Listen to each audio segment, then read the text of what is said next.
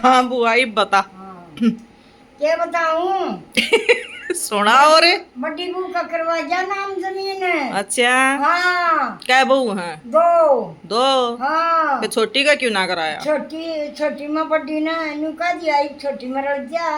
अच्छा छोटी में रल जी तो छोटी नुका प्लाट देकर बोल चली जा। वो प्लाट कौन जनती बेटी? अच्छा। हाँ दो प्लाट हमारा नाम रोड के ऊपर है, हम्म गुआने रोड पे। अच्छा हाँ हम्म इवन प्लाटा के नू गणूंगी नू नोट गिनेगी। कोई इतना बड़ो ले जाना तू के सारा दोरा बतावे। हाँ बड़ो ले जा को माना डरती इतनी।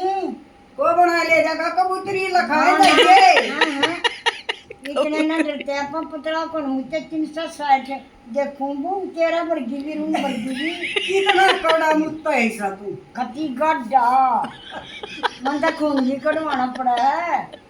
इतना गड्ढा खून हो रहा छो ये में। भैया मेरी बुआ का है गड़ा खूना रोटी है मुर्गी आदिया ठहरी है मेरा तक। हाँ हाँ मैं तो पतली थी कुछ भी ना थी मतलब मुत्या नहीं करती या तो बोलता